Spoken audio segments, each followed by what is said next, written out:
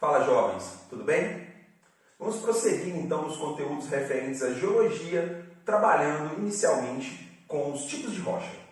Existe uma ciência específica para se tratar das rochas, do estudo das rochas. Essa ciência é conhecida como litologia. Basicamente, o estudo das rochas. Essa litologia vai trabalhar com os tipos de rochas, as suas origens e as suas principais características. É o que vamos ver agora numa sequenciazinha de 3 aulas. Cada uma delas trabalhando os 3 principais tipos: magmáticas, metamórficas e sedimentares. Aliás, o conceito de rocha é um conceito muito simples. É um composto sólido formado por minerais. Essa seria a definição assim mais simplista, mas muito usual em provas daquilo que conhecemos como rochas. Perfeito?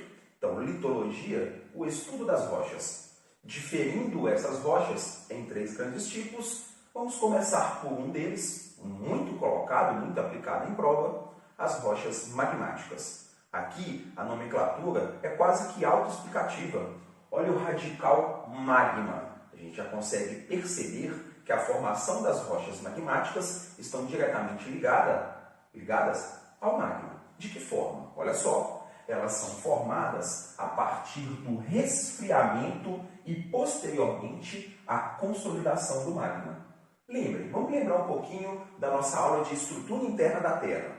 O magma se encontra na astenosfera. Na astenosfera, devido às suas condições de temperatura e pressão, ele vai ser encontrado no estado líquido, na verdade, um estado mais pastoso, um fluido magmático. Ao encontrar uma fratura na litosfera, não vamos falar trinca, rachadura, não são nomenclaturas muito legais de ser colocadas em prova. Ao encontrar uma pequena fratura na litosfera, a camada superior, lembra lá, esse magma vai entrar em ascensão.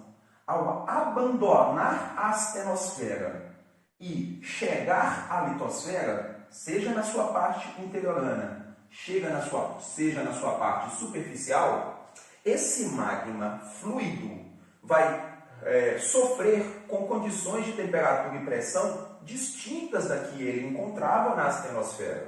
Sofrendo com condições diferentes de temperatura e pressão, ele vai iniciar o seu processo de quê? Resfriamento. Então percebam que todas as vezes que o magma abandona a astenosfera e passa a ser encontrado na litosfera, no seu interior ou na sua superfície, imediatamente, por conta de diferenciais de temperatura e pressão, ele inicia o processo de resfriamento. Perfeito? O que é interessante? Perceber que esse resfriamento pode acontecer no interior da litosfera ou pode acontecer na superfície da litosfera. Essas localidades distintas de resfriamento trarão velocidades de resfriamento também distintas, e isso vai gerar, ou vão gerar, rochas magmáticas também distintas. Olha só que legal. Quando temos o resfriamento do magma no interior da litosfera, esse processo é conhecido como plutonismo. Plutonismo, resfriamento do magma no interior da litosfera. E aí, o que esse plutonismo cria? O que gera o resfriamento do magma no interior da litosfera? Vai dar origem às rochas magmáticas intrusivas, internas, também conhecidas como rochas magmáticas plutônicas, oriundas do plutonismo.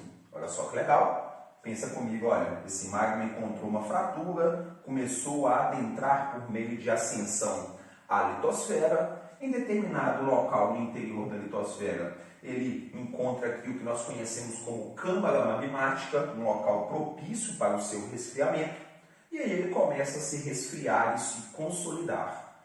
Esse resfriamento acontecendo de maneira interiorana dá origem a uma rocha magmática intrusiva.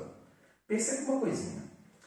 No interior da litosfera, esse resfriamento vai acontecer de maneira lenta. Por quê? Na geografia existe o que nós chamamos de grau geotérmico. À medida que, olha, aumentamos a profundidade em direção ao interior da Terra, a temperatura aumenta. Significa que aqui na astenosfera a temperatura é maior do que na litosfera. Só que em áreas aqui bem próximas à astenosfera e uma porção mais inferior da litosfera, as temperaturas não são tão distantes assim. Então esse magma vai se resfriando de maneira lenta. E esse resfriamento lento do magma permite que os cristais minerais dessas rochas se desenvolvam mais. Dessa forma, as rochas magmáticas intrusivas tendem a apresentar aquilo que nós conhecemos como minerais macroscópicos. O que são minerais macroscópicos? São aqueles visíveis a olho nu. Olha só que legal! Quando o resfriamento acontece no interior da litosfera, esse resfriamento se dá de maneira mais lenta, permite a cristalização dos minerais do magma, transformando esses minerais visíveis a olho nu, minerais macroscópicos. Por isso que nós falamos que as rochas magmáticas intrusivas são rochas o quê? Cristalinas. Por que elas são rochas cristalinas? Porque os minerais se cristalizaram ao máximo da sua expansão, tornando-se visíveis a olho nu. É muito comum em provas a simbologia cruzinhas ou xizinhos para demonstrar que essa rocha é uma rocha cristalina. E qual que é o principal exemplo de rocha magmática intrusiva, plutônica, cristalina? O famoso granito. E fica até fácil a gente trabalhar, né? Já perceberam que quando vemos um granito assim, e é uma rocha ornamental muito utilizada na construção civil, nós conseguimos ali visualizar aquelas várias pintinhas, entre aspas, coloridas no granito. Cada uma daquelas pintinhas refere-se a um tipo de mineral cristalizado. Na verdade, refere-se a um cristal mineral que, se desenvolveu ao máximo devido ao resfriamento lento e se transformou macroscópico, visível a olho nu. Perfeito? Mas olha só, em contrapartida, esse magma pode continuar a sua ascensão adentrando a litosfera e chegar até a superfície da Terra, até a superfície da litosfera. Quando nós temos o resfriamento do magma na superfície, esse processo é conhecido como vulcanismo. E claro, vai dar origem, esse resfriamento, às rochas magmáticas extrusivas ou vulcânicas, já que são originadas pelo vulcanismo. Olha que legal! Diferentemente das rochas intrusivas, as rochas extrusivas sofreram resfriamento rápido. Cara, imagina, eu estou saindo aqui da astenosfera, 600 graus Celsius, e vou entrar em contato com a temperatura ambiente, 25 graus Celsius. Um diferencial térmico muito grande. Rapidinho esse material se resfria. Como esse material se resfria de maneira muito rápida, não dá tempo dos minerais cristalizarem, se expandirem ao máximo. Eles não se tornam visíveis a olho nu. São minerais microscópicos. Vocês vão perceber que as rochas magmáticas extrusivas, elas têm uma superfície homogênea. Nós não conseguimos a olho nu diferir os minerais presentes naquela rocha.